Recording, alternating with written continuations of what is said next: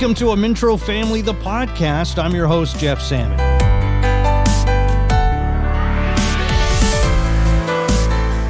We hope you're enjoying the free online platform and community for family caregivers, be it through the Amintro Family app or amintrofamily.com, because it's all about helping those caring for their aging parents and relatives or friends and to connect, share experiences, and access valuable resources. Now, the shared experience, well, it's really what this podcast is all about. And today, we sit down with Patty Attwell. Up until just a couple of days ago, Patty had been a caregiver to her 99-year-old mother, Rita, sharing responsibilities with her husband, one of her sister's husband.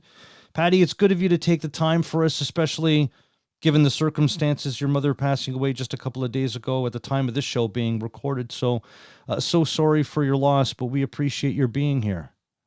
It's a pleasure to be here. Thanks, Jeff. Thank you, Patty. Your mother used to say when asked how she was, quote, "If I was any better, I'd hand in my health card." That was a favorite saying, yes, indeed. Based on what I've heard about your mother, boy, she was a real character that I certainly wish I'd known.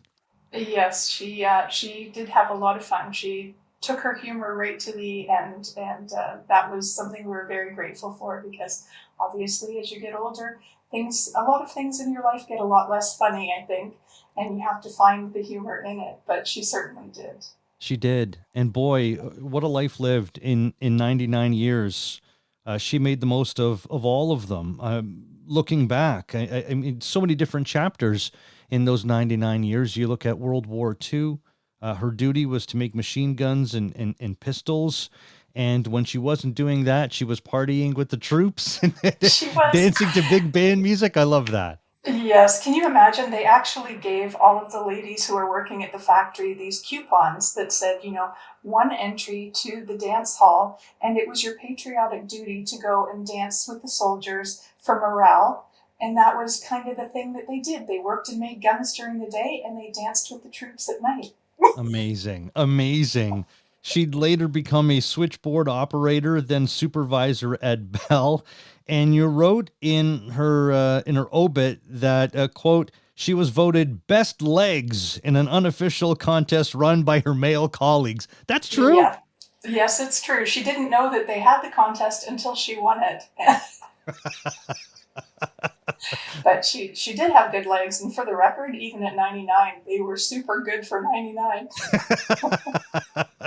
Married for almost 40 years to your father, Fred. I want to talk about your father, Fred, later on as well. She was an amazing and patient listener for family and friends.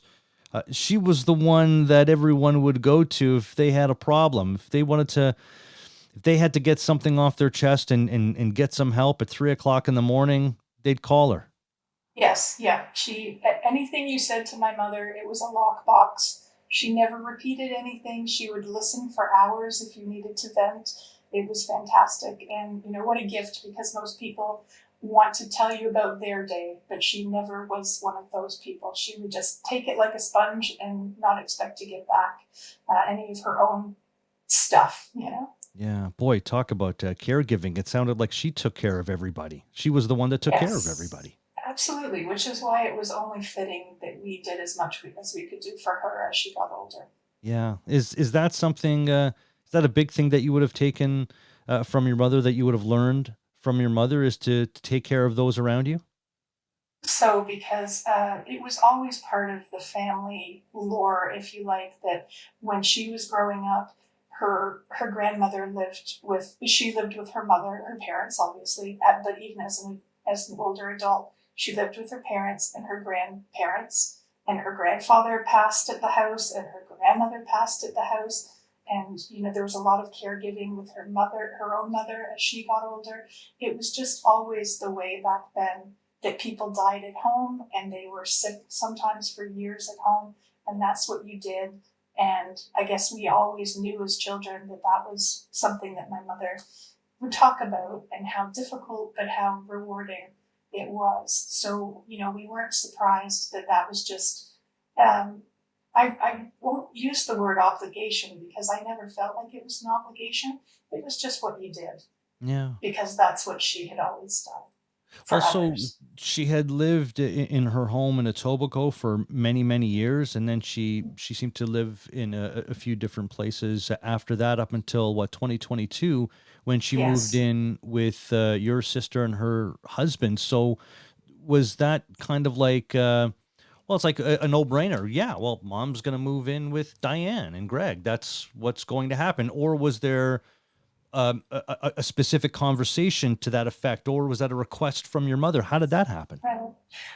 That was a little bit multifaceted because she had been living in a place that had their own apartments for seniors, so there was no help. It was just you were on your own in your own apartment, and she was doing great with that, with us popping in regularly to help her. We'd been making meals and freezing them, that kind of thing. She was good, but then when COVID hit, it was a little bit of a perfect storm, I think, of just our lack of ability to get over there as consistently because you couldn't necessarily have access, and things would start to happen where she needed a hand and we couldn't get to her fast enough. So that was one piece of it that worried us, and I believe her decline, because by then she would have been, say, 96, 97.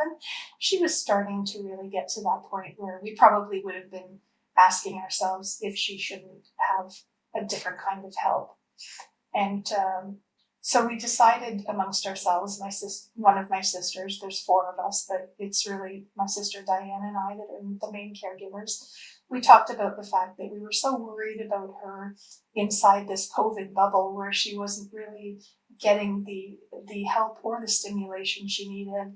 And she even think little things like the her chair, she couldn't get it to go down one day. How do you get out of a chair, without help when you're that age and there's nobody there to help you? So we thought, this is crazy. We talked about it.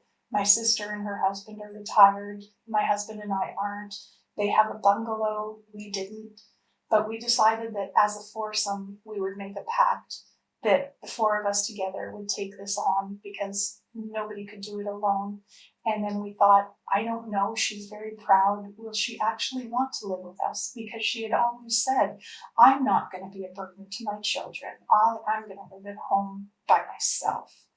But, I don't think she bargained for living to this advanced stage either. And she was still very good mentally, not perfect, starting to show a little signs of forgetfulness. But I think it was more her physicality was having the problem of getting up, of wanting to feed herself, those kind of things. So anyway, we went over. My sister Diane thought, Mom's never going to do this. Sat there and looked at her and thought, she's going to rip us one when we suggest that she do this. And we just said, Mom, we'd really like to offer you a room at Diane and Greg's, and we'll take care of you. Patty and Mike, Diane and Greg, the four of us, we're going to be a team to make sure we're going to make this bedroom all pink and beautiful for you. And we didn't even have to sell it. She just looked at us and said, that'd be great. Wow, that must have So, been a surprise. yeah, Diane and I kind of looked at each other and went, huh.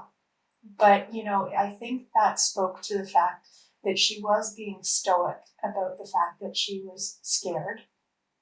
And she just wasn't telling us that she was scared. She was actually having episodes, Jeff, of what we weren't sure what they were, but now in retrospect think that they were anxiety attacks, which was not like my mother to have. So we never really thought that that was the thing. But she would start to get heart palpitations, and she'd have to sit down. And this was happening even when she was back in her own apartment now and again. And I think it scared her a lot, but she didn't know what to label it as. And they continued at my sister's. And we thought perhaps she was having angina, that kind of thing. But because it never really got worse, but it did start to resolve eventually. And she didn't really have these episodes after the first year and a half or so of living at Diane's. I think that she was just in a stage where she was having anxiety attacks, perhaps with a little bit of dementia. She was also feeling the anxiety of it. But needless to say, I think she was scared to be on her own, and didn't want to let us know that because she would have felt like she was forcing our hand. But when we came to her without her complaining that she needed help and offered it and said that we would feel better, then she was all over it. Oh, good. So it's like she was doing you guys a favor. Exactly. And we totally made it sound like that too, like, oh mom, we're sick of coming over here every time you need, the change. Sometimes she'd do something with the channel changer and then it was like, Patty Anderson Cooper is giant on the TV now. This is wrong. I can't see it this way, that kind of thing. She would have hit something to make it larger. Yeah. But it was one of those things where we sold it to her, but she was already so relieved that it worked. And honestly, we didn't waste a moment. I think she was already living at Diane and Greg's within about a week and a half of that conversation. Wow. We went to IKEA, we bought all new furniture and had her literally like grab the Jesus statue, grab this, grab that, and off we trotted with her. But that's a great tip for anybody listening, for those that might have a parent that doesn't want to feel like a burden. Make them feel like they're doing you a favor by making it more convenient for you. This is going to make it easier for me, Mom. This is going to make it easier for me, Dad. If you would just live with us, or you would do this or do that, and that'll just make it easier. Meanwhile, it's all about Yes. making sure that they're okay. And with that decision, I mean, it would have been huge for you and Mike, and for Diane and Greg to have gotten to spend that time with your mother, like thinking about those last couple of years now that you would have been so close to her in a of course a very relaxed setting, for in Diane and Greg's case, just being at home, just having that time with her. How does that make you feel to know, looking back, that you all made that decision, and what that would have done for the four of you? I say, Jeff, that right now, so my mother passed on Saturday. This is Monday. I have no regrets at all. And I actually feel better now than I have in the last 3 years because the worry of the what might happen or how it's going to resolve itself was always hanging over it. And now there is none of that. We did everything we could to the best of our ability, and she was safe. She felt safe. She felt, well, hell, she felt so good about living there that she didn't want to go. We expected this to be maybe a 6-month gig when we brought her there. And she got more than 3 years out of this palliative care experience at Diane's, with a palliative care doctor coming to visit her and telling us, oh yeah, she can't last much longer. And, she thrived there, within reason, of course. But it was also something that, I can't say enough good things about my sister and her husband, who really had the greater piece of this. They couldn't leave. After probably the first couple of months, it was evident, because of the anxiety attacks that we thought might be strokes at that point. We could not leave her alone. We wouldn't, just in case. So, if Diane and Greg weren't there, I was there. Yeah. And she also would not let my husband or Diane's husband be her prime caregiver for any length of time, because she was always afraid if she had an accident, what have you, she couldn't deal with one of her son-in-laws helping her with that. It had to be Diane or I, just for her own, Victorian values, if you like. She could. There were people that did certain things for her, and she was so glad of that. But there were lines, demarcation lines, and it left Diane and I basically as the main caregivers for her for 3 solid years. How did you all work together? Yeah, the four of you, specifically the two of you, you and Diane, working together as caregivers to your mother. How did you all work together? We kind of had to do it by, in real time, working it out. But I I tended to work because I didn't have to work in the office every day. On Mondays, I would take my stuff and set up in the dining room, and then Diane and Greg would go out for the day and sometimes into the evening and have one full day away of respite while I worked from there, and I could still keep an eye on my mom and take her in her breakfast, her lunch, etc. And that worked out really well. Sometimes I would come on a Friday afternoon as well and relieve the caregiver that we had for 3 hours that day so that they didn't have to hurry back home. And then I'd come on the odd evening and always at some point on the weekend, whenever they needed it, or just whenever, if they didn't have a specific time, I would come whenever and sit with her, and then they could go and do what they wanted to do. So yeah, from we each had our bag of hammers, right? Because I was the global director for marketing for a large company and super busy, but I had the gift of being able to work it from wherever I was for several days of that, so I could give them that time and that they could move around. But my evenings and my weekends were not my own, and as I would say to friends, I can't plan anything ahead of time. So you do start to feel a little bit more uh, like an island. It feels like we were an island of 4 people because Diane and Greg didn't make plans very often. Mike and I didn't make plans very often. Your really good friends stay your really good friends, but you just don't have a social life because you can't make the appropriate planning to do Yeah. that. Yeah. I get that. Do you look back at, especially the last number of years, and feel, because you talked about having no regrets, like you feel right now, today, a couple of days removed from your mother's passing, that you don't have any regrets, and you said it with a big smile on your face. I could see that.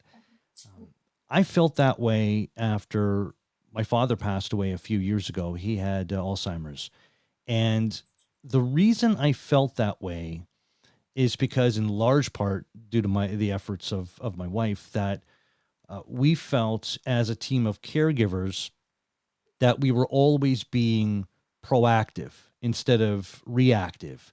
We did our best to stay one step ahead of a disease there's no going back from.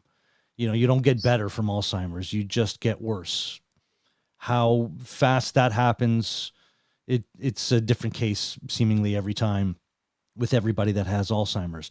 But we always felt like we were being proactive. We were, looking at what was best for my dad and for my mom, who was his primary caregiver. And that's why when ultimately my father passed away, I felt I didn't have any regrets. Is that partly why you don't feel you have regrets? Is because with caregiving for your mother that you always, all of you, were proactive instead of reactive? I think so. Yes. I mean, we knew what her wishes were, and some of those wishes were things like, I just want to be with my loved ones. And I know that's not the journey that everybody needs to take. At the end, we did need to move her to hospice for the last 7 days. And we didn't know how that would go either, considering the fact that we had worked so hard to keep her at home for so long. But, at that point, she knew that she couldn't walk to the bathroom. We couldn't take care of her properly anymore. And so that was the only thing that was left that we had to do. And so we stayed with her in hospice for the entire time and basically, made the home there instead. So we honored her wishes in the best way that we could. And yeah, the regrets, I think, would be if you hadn't thought of everything. And I think you probably know it too from taking care of your dad. You're constantly thinking about, how can I make this better? And I think you do that when you're raising children as well. What can I do to fix, you're solutioning, shall we say, constantly, right? It's like, oh, she doesn't want to cook anymore.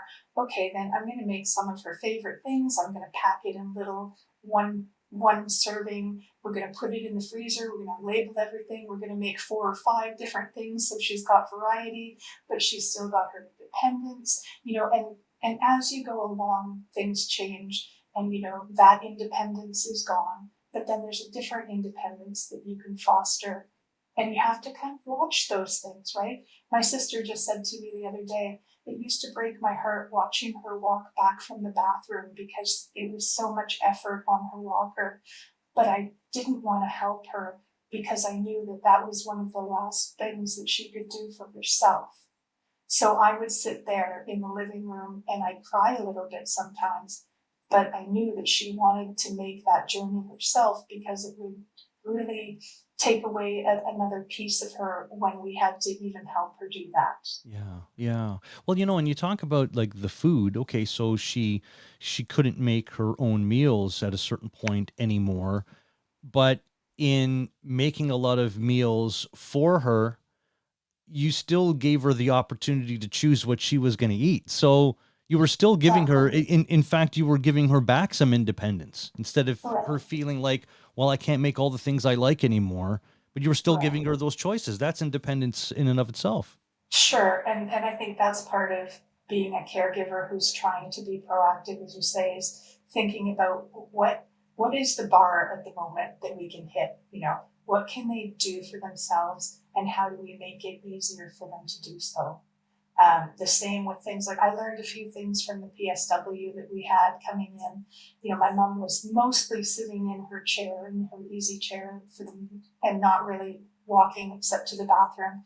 She needed a little bit of exercise, but how the heck do you exercise somebody at that age, right? Well, a balloon. And it sounds crazy, and I would have never thought of it myself. But Dora, God love her, this PSW, brought in a balloon, and they would toss it back and forth gently from the chair to the other. And my mother would hit that. I would say to her, okay, you be Serena Williams, I'll be Venus Williams, let's do this. And we would do that, and she would laugh and laugh. But it made her raise both arms, depending on where the balloon was floating. It was gentle, there was no pressure, but it got her moving, it got her breathing. Towards the end, we couldn't even do that because it was too much strain. But there was probably a good year where she loved playing balloon because it was just and she'd laugh when she would send it flying, and I'd have to get off my chair and go and find it behind the bed or whatever. I think I she think did it on she enjoyed purpose. that. Totally. I was like, I feel like I'm the one getting the workout, Mom. Like this is a lot. But you're improvising constantly to find out what gives them joy, right? Yeah. And they can still find joy in a lot of things. Reading to her. She was listening to audiobooks. She had macular degeneration, so when she couldn't watch the TV any longer, we moved to audiobooks. And for a while, she was really enjoying those stories until she couldn't really follow them as easily. So, everything changes. And I think the flexibility as well is paramount because what works one day or 1 week doesn't necessarily carry you, for a long time. It's a little bit like taking medication where you think this is fantastic, and then your body gets used to it and you have to, rework it again. Yeah, but it's good that you had your sister and you both had your husbands that you can go, this is what we've been doing. I don't know if this is working anymore. What do you think? How do we pivot? At least you can rely on each other. And you talked about the PSW and recommending the activity with the balloon, or PSW had also been doing her nails right up until the end, because that's what your mother Rita wanted. What about relying on those outside of your island of four, um, PSWs, communities? Who and what would you have relied on outside of the island of four? That's part, I think, of what is generally missing when you do this is it's really hard to know who to reach out to. We did, of course, reach out to some of the government services, the CCACs, etc. Originally, they sent us PSWs, but those PSWs sometimes didn't show up. And when they did show up, they often didn't speak English, which is not their fault. But for a 99-year-old woman, like you can't communicate together. And much like you wouldn't leave a child with a babysitter who couldn't communicate with them, you can't really leave an elderly person because they're scared. They don't understand, they can't hear. She has hearing aids. They don't understand what she just told me to do. So it wasn't respite then for my sister. She had to stay. And basically, the PSW wasn't really offering the service that she needed through right. no fault of their own. Yeah. It's just a systematic issue, that we have in a lot of cases here. So we did not necessarily, we had a nurse come in once a week, and that was, government run. We had the palliative care doctor now and again. But otherwise, we had our own PSW who we knew through a friend of the family. We had some nurses who were neighbors of my sister's that used to come in now and again to take care of her for a few hours. So my sister had some time. We would pay those people to come. We basically figured those things out ourselves amongst who we knew that might, have a few hours here or a few hours there. Mm. But and then there are a lot of friends who just have gone through it themselves, and you kind of swap stories and share information as you go along. Yeah, and that's a big reason why we're doing this show, is so that others who might not be fortunate to be caregiving in a group setting or have a community behind them, or haven't found their community yet, maybe they find it here, and they could hear what somebody else would have done, what someone else's experience might have been in their caregiving journey, and maybe they could take some of those tips and apply it to their own journey. A lot going on with the team getting bigger, the caregiving team getting bigger for your mother. And here we are now. How have you specifically, as a caregiver, taken care of yourself? Well, actually, it was kind of a journey, I would say, that happened by accident because my company restructured and gave me a severance package last May. And so suddenly I had time. I wasn't juggling both caregiving and a job. And my husband and I spoke about it, and I said, I'd like to take at least the summer off. And he said, take as much time as you want. Like, you've been struggling trying to take care of mom and this. And Diane also, I could tell she didn't want to say, don't take another job, but she was kind of so happy that I could be there whenever she needed me. Yeah.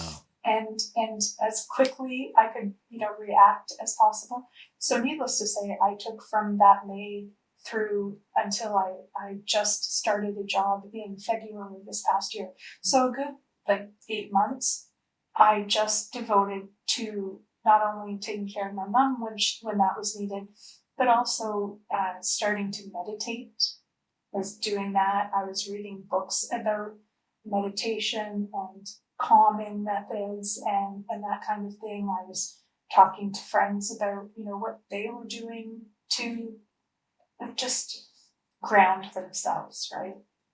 And I think I had gone, and not so much because of what I was going through with my mom, but because the jobs that I had were very alpha, high stress roles as well, that were going through mergers and acquisitions and all kinds of things like that.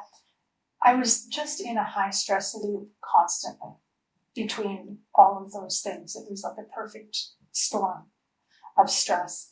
And when I actually let that go and allowed myself to sit on my deck and take the summer off for the first time since I was 16, and I swear I almost got a tan, which for me is quite something. I was a slightly darker shade of porcelain for the first time in decades. But it was the ability to give myself that grace of some time, and to be able to go and have lunch with a friend that I haven't seen in a long time, or to go into Toronto and enjoy a little snippet. Obviously, with the caregiving, it wasn't like I was going the whole hog and taking off, but I took my son to England for a trip. My husband and I got away a couple of times for short periods. We tried to live a little bit within the confines of what else we had to do. And it was such a breath of fresh air. And then when I decided to go back to work, I made the decision that I didn't want to get back on the same hamster wheel again. And I've actually joined a company that's a not-for-profit, making a lot less money, but doing something that I actually care about and matters. And I think that was all part of that journey as well, to feed my soul, really, and to be, like my husband said to me, oh, you're so much easier now than, in general, because I think I was a little bit just like white knuckle all the time from almost 3 years of this constant what's going to happen next and how do I juggle it all. Yeah, it's no way to So, be.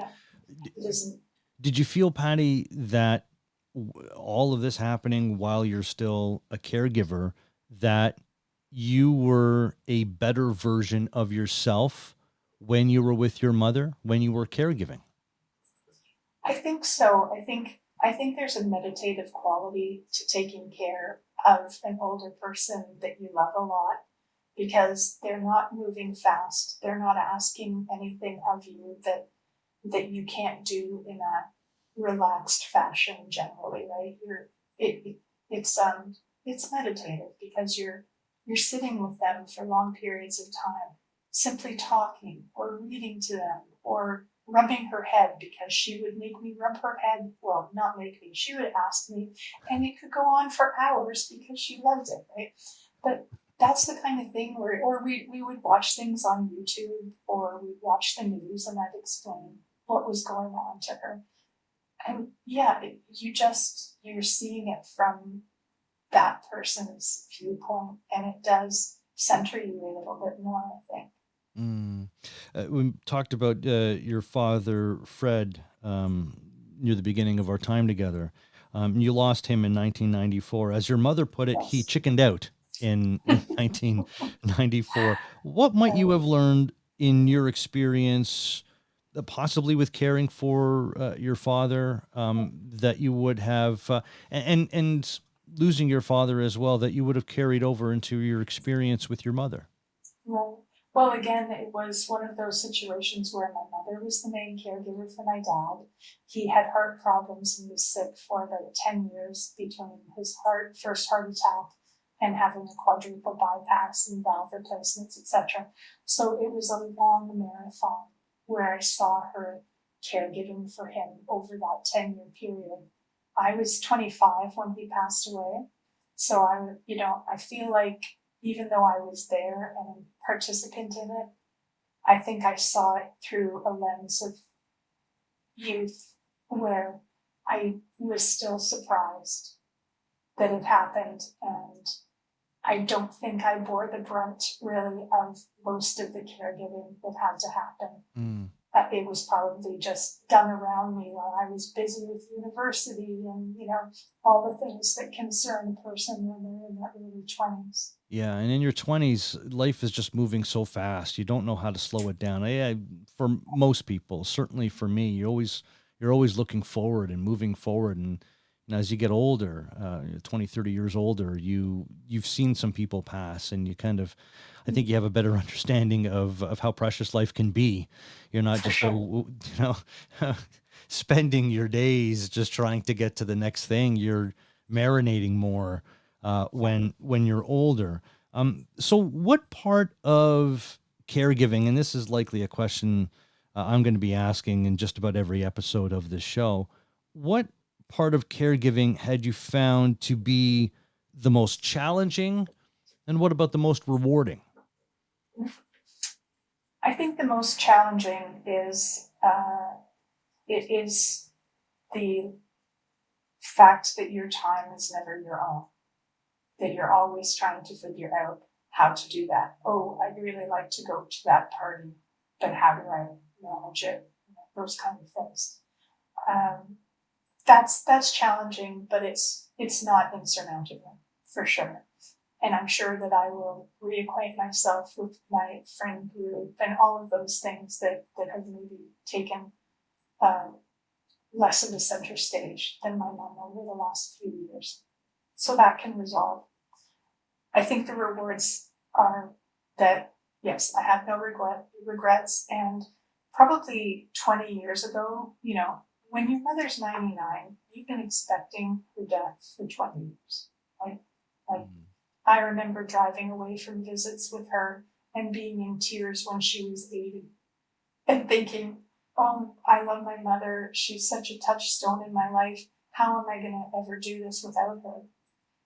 But the fact of the matter is, and maybe it's a gift that she gave me throughout this caregiving process, is that you realize that you'll be okay without them. It's sad, but it is life. She made sure of it. She made sure you'd be okay. That's why she hung around for so long. What advice might you have for other caregivers that are listening right now? I would say definitely reach out to as many people as you feel, you need within your network, whether that be people you already know or people that you don't. And you don't know what you might learn from people that you haven't met yet either. And everybody seems to have a story and a slant on how they've been a caregiver. And you can find out so many unexpected things from other people that you can bring in to the care that you're giving. And, it's like a roster of things that you do and experiences. And even if it is down to not how you take care of that person, but how you take care of yourself. Yeah, that's right. I want to throw this in before we say goodbye. A personal goal of yours is to one day write a book of anecdotes related to caregiving. Yes. Yeah. I feel that, we need a little bit of humor in it, I think, because I can probably go to the store and buy a ton of books on caregiving that are very particular to how you should do it, but not so much about the laughter and the crazy things that go on and, just how you get through it, still maintaining a sense of humor within yourself and your group that you're dealing with. So we did a lot of laughing even in hospice, and I think that's really important. So I would like to share that so that other people going through it don't feel like they have to be stoic about it, because there's a lot of laughter within all of the terrible things that go on. Yeah, I think you'll be writing a book that your mother would have loved to have read. Absolutely. Yeah. She wouldn't expect anything besides sheer laughter, and we sang a lot of crazy tunes to her towards the end, and sometimes she'd look at me and be like, "Oh, that was a bad rendition." And she was very honest as well. Patty Attwell, look, we can't thank you enough for telling your story at a time of loss. No less. Thank you for sharing your stories about your mother, Rita. Our best to you and to your family, and we really appreciate your joining us. Thank you. Thank you, Jeff. All right.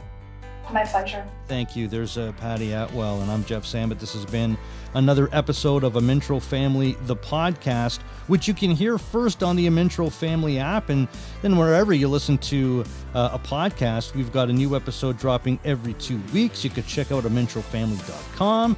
And a reminder, we want to hear your stories on the forum, and we can share them here as well on Amintro Family, the podcast.